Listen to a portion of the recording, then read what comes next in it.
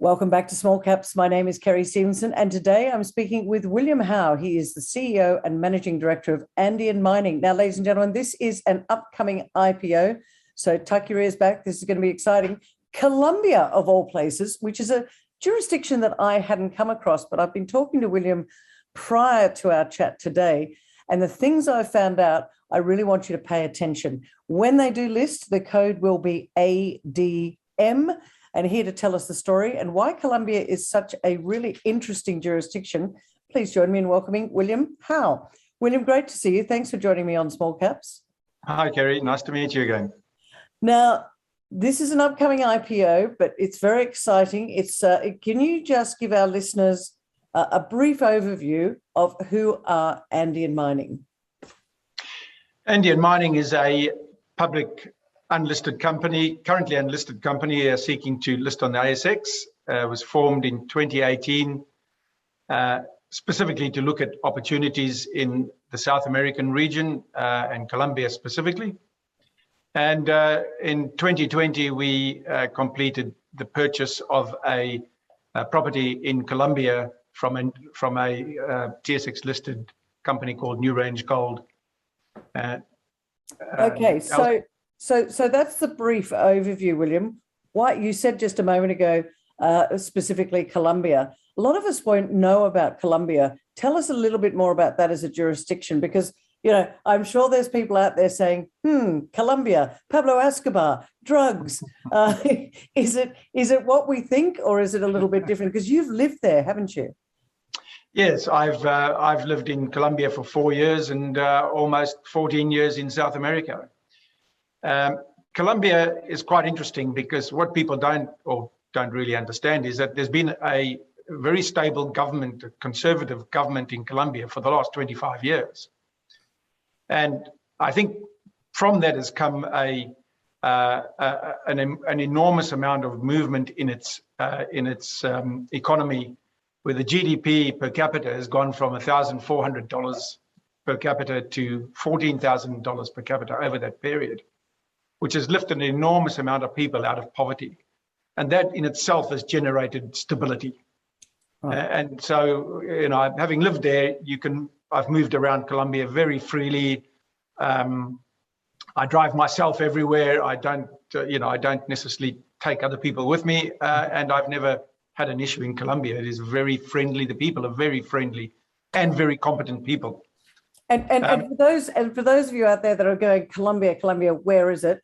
It's kind of south of Venezuela. It's north of Ecuador, and is it just east of, and Peru's below, and Brazil's on one side. So but it's on the coast, isn't it? It borders all of those. Yeah. And it's the only country that actually has a coastline on the Atlantic and on the Pacific.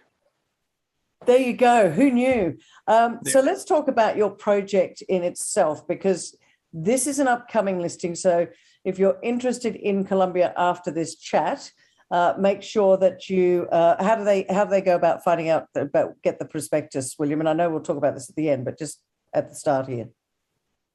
Well, the prospectus is live on our website. They can go to www.andeanmining.com.au and download the prospectus. Okay. And they're able to then go through to an order form if that's where they want to go to.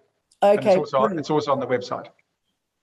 So you spoke about this 100% ownership of this project that you got from New Range Gold. Why were New Range Gold divesting of the project? New Range had changed its focus very much to a very big gold project they have in Nevada, and eventually came to the conclusion that that is where they wanted to be, and they were divesting their assets in Colombia. And we happened to be there at the right time. And so we're able to conclude the purchase of their subsidiary in Colombia, which was concluded in about May 2020. Okay, so that's when you got ownership. How much work has been done on this project, and William, why this project? What excites you about this particular project in Colombia? Well, the main thing the first thing that really hits you about this project is the grade. The project is broken down into two possible development scenarios. You have a broad zone of what is known as a stockwork system, up to 68 meters wide, which is mineralized. But within that, you have well-developed lenses, and we've identified 7 lenses that have been either identified by surface work, underground work, or drilling, which are high-grade lenses. And we're talking about grades that generally widths about 3 to 6 meters and grades somewhere around sort of 4 to 6 grams per ton of gold and about 3% copper, plus a bit of silver and zinc. So the grade is the real driver here. And we all know from our history in mining in many parts of the world, grade is king. Absolutely. And there is no doubt here it is king, and it is a big driver. So that was the big driver for us. Okay, so how much work has been done? Have you got drill rigs on there now? And is the copper, because 3% copper is pretty good. And right now, copper seems to be, I mean, I love gold. Everyone knows me as the gold nerd. I love gold. And I think gold has got a massive future, but so does copper. So I guess being rich in both copper and gold, because 3% copper is pretty good percentage of copper in there. Absolutely. And that's why we're focused, although we're focused on the big system, the main focus for the company is what is the ability for us to develop a mine based on the high-grade lenses. And you're probably talking about focusing on something like about 1,000 ton a day type operation as a starter operation. Sorry to interrupt you. Is there much infrastructure there at the moment, William, in terms of, I guess, underground workings, in terms of how much data that you've got? Because you're coming into a listing. A lot of companies that go into IPOs, quite often they're explorers, but you're really on the road to development rather than just exploring. Would that be right? Oh, absolutely. So the database that we inherited is a very, very big database. There is underground development into the system, which has allowed us to take bulk samples for metallurgical test work. There is an enormous amount of surface work that's been done, and specifically trenching and sampling across the stockwork system and the high-grade lenses. And there is diamond drilling into the system, down to about 200 meters. So we have a system at the moment that is at least 300 meters in strike, 200 meters vertically, and the stockwork is up to 68 meters wide. So it's a big system. And then within that are these high-grade lenses. But there's a very big database. The work that was done was very well done. It was very professionally done. Most of that work would fall within the framework of what is required to generate a JORC resource. So the due diligence we did pretty well determined that, in fact, the information was in very good shape, and it is a very big database. It's a big database, so there's a lot to do. You're looking to do a maiden resource, is that right? I mean, talk to me about how you're going to go about that. Have you got rigs on the ground there already? Were they there from before, or are you bringing them in? What are we looking at? No, so there are no rigs on the ground at the moment as we go through this listing and the raising. And the raising specifically is to raise sufficient funds to complete what we determined was a 15,000 meter drill infill and extension drill program to be able to get to eventually a maiden JORC resource and head towards a scoping study in calendar year 2022. Okay, so looking to raise 6 to 7 million. Let's talk about the use of those funds. You talked about 15,000 meters. We're in the IPO at the moment. You're hoping to list what later this year, because we're coming up to it's November already, William. I know you know that. When are you looking to list, and then how quickly are you looking to get that drilling underway? Well, we would expect to be listed by about the 22nd of December, given everything goes according to plan, with the view that we would be on the ground early in January, and probably drilling would start sometime in later February. Are you going to be heading back there? That's the sort of time frame. That's a short time frame. Are you going back? Oh, yeah. So the idea is that I would locate myself back into Colombia to oversee that program. What about the team over there? Have you got a team that's ready to get started as well? As I say, this is an IPO. Sometimes it takes time to bring a team together. Yeah. So in purchasing the subsidiary company of New Range Gold in 2020, we inherited a team in Colombia, which covers all aspects of what is required, the social type work, accounting and administration and legal and technical.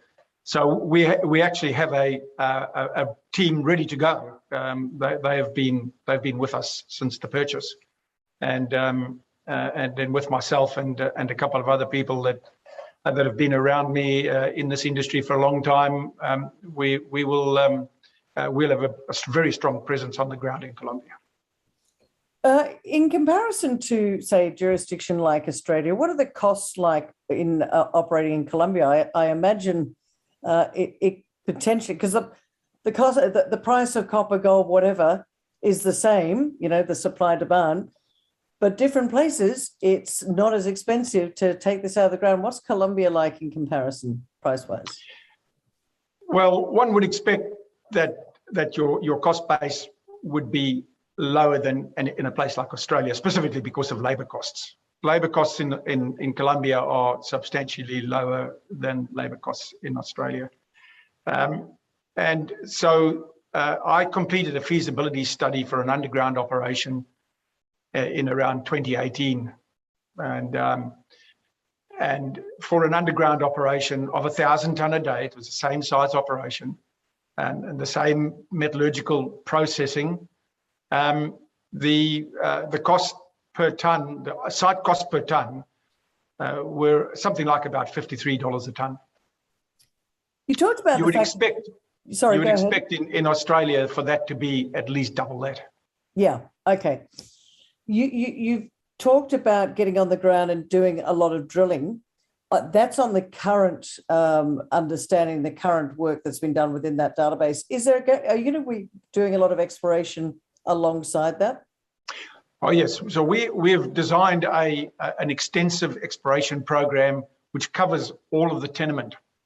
And as I mentioned earlier, outside of the main known mineralized zone that has been identified, there is something like another 4 mineralized zones at surface from surface work that have been identified and are drill ready. So we're not just talking about, at the moment, just one system. We're talking about multiple systems, and they probably all joined within the broader context of a VMS system, where you have what you call stringer zones feeding into the main VMS systems, which are generally more vertical in nature. And so there is opportunity here to expand outside of the known mineralized area that's been well documented into drill ready targets within very short distance of that main target. In Colombia itself, along this sort of geological structure, are there other people in the area? Are there other mines in the area? Are you along a sort of a strike zone of other known mines? Give us a sort of a taste of what's around you, and if there are other operating mines close by, and if you think that you're along the same sort of structure. Yeah, look, there's a very well documented geological unit that runs north-south for something like 800 kilometers. And within that system, within that geological unit, there are several known VMS systems, of which one of them has been an operating mine for a long time. So I think it started its production life in the early 70s. Oh, wow. So it's been going for a long time. It's about a 3.5%, couple of grams of gold type deposit. They're currently doing 900 tonne per day. And it's a very, very similar system to what we're looking at. They mine high-grade lenses, and they also have feeder zones or stringer zones leading into the main VMS system. which And they've that's now been going, identified. you said before, that's been going since the 70s, so almost 50 Oh, yeah. years, and still pulling out good mineralization. Yes, still operating. But within that area, you have some very major projects that have been identified. I mean, AngloGold Ashanti, for instance, have two very big gold and gold copper systems within a very short distance of where we are. One is La Colosa, which is a gold system. There's something like 28 million ounces of gold in the ground. Wow. That's been identified in their resource. And they have another project called Quebradona, which is a copper gold system. It'll be an underground block cave.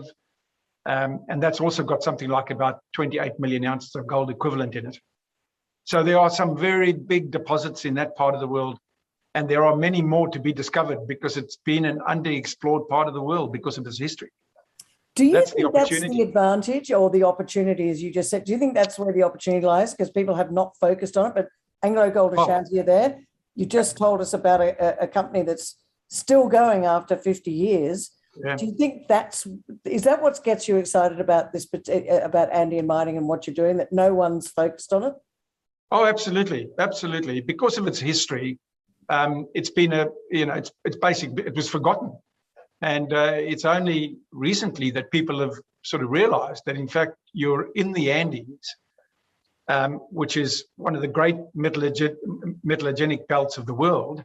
You've got places like Chile and Peru that have got massive mines and massive infrastructure around mines that have been developed over a long period of time. Yet in Colombia, it doesn't exist. Wow. And so you do have coal mines in the north that are owned by big coal mines that are owned by Glencore and BHP. There's a big laterite nickel mine which is mostly owned by BHP and others. So there is mining in Colombia, but nowhere near the extent that you see in Peru and Chile. Yet you're in the Andes, you're in the right place. And we know that there are big deposits there because some of them have been found. Yeah, and speaking of which, is it difficult terrain where your particular project is, or is it easy to get to? How do you actually get to your project? Well, to put you in the picture, you're in the Andes, so you're in mountainous terrain. But when you get up into Colombia, you're not into the 4,000, 5,000, 6,000 meter type range. So our project sits at about 1,400 meters, which is quite easy to get to. There is generally very good infrastructure in the area. Obviously, we're going to have to bring some of it in, but it's reasonably well located. But it is mountainous, and because we're looking for an underground operation, the mountains are actually your friend, because you can come in below these things and you can use gravity to gravitate your ore down to a collection level and out of the mine, which is in fact what El Roble in the north do. They have a collection level, and a big part of the ore that they've won out of the place has actually been above the collection level. So we've got something like 500 so meters. you're bringing it down rather than having to bring it up. Is that what you're saying? Absolutely. So you probably won't have to put a decline in or a shaft in. You just put an adit in and slowly work your way up the deposit. I hadn't even thought about that, but there you go. All right. How much of these funds that you're raising, because you're looking to raise 6 to 7, it's open now. I think it's open this week. But you're not wasting any time. You're like, let's raise the funds, let's get back to Colombia, and let's get on the ground working. How much of those funds, shareholder funds, are going to go into the ground, do you think? So 70% of the funds will go directly into the ground. And that is that 15,000 meter drill program plus surface work around the other known outcrops and deposits. And then the other 30% obviously makes up IPO costs and administration costs and working capital. But 70% of the funds will go into the ground, specifically focused on ending up with a JORC resource. Well, he's not, he's got his boots on the ground, so to speak, ladies and gentlemen. Who knew about Colombia? I didn't. But that's where you find the opportunities where other people haven't gone, where it's been underdeveloped. It's in the Andes, which is very well mineralized, historically, and potentially, there's another mine not that far away that's been going for 50 years, pulling out good mineralization. So a great opportunity here. William, we've run out of time. I always end my interviews like this. 3 reasons. My investor audience out there, they love to hear the 3 reasons why Andean Mining, ASX code ADM, is going to be something that they need to sit up and take notice of. What are your 3 reasons? Well, the first one is location. We're located in the Andes. It's a great place to be. It's one of the great metallurgic belts of the world, and in Colombia has been underexplored. And so that to me is one of the main reasons why you'd want to be there. The second reason is the grade of the deposit. The grade is exceptional. I give an analogy in Australia. On the grade side would be a Sandfire DeGrussa mine in Western Australia, Okay. Yeah. which is an exceptional grade. And this would be just as good as that. And we're not suggesting for a minute that it's as big as DeGrussa or, is going to make as much money as DeGrussa. But from a grade point of view, it is as good as that deposit. So that is a big driver. And the driver from the grade is the high value, low cost ability to operate in Colombia. Because this thing comes to surface, this deposit comes to surface. You don't have to, you're not having to put down declines and vertical shafts to get to this deposit. You'll start mining it from surface. And the third thing is that we have a great team in place from our purchase of the company, ready to go, covering all aspects of what you require to operate in a jurisdiction like Colombia. Well, there you have it, ladies and gentlemen. William Howe is the CEO and Managing Director. The IPO is open right now, listing in December, so a nice Christmas present. And you can go to andeanmining.com.au, download the prospectus. And I'm sure if you've got any questions, you can also ask questions of William Howe, info@andeanmining.com.au. William, it's great to see you today. I wish you all the best. Colombia, I've learned a lot today, and I'm sure our subscribers have as well. I wish you all the best. Come back post-IPO when you're in Colombia, and we can have a chat to you when you're on the ground over there. No, I'd love to. Thank you very much, Gary.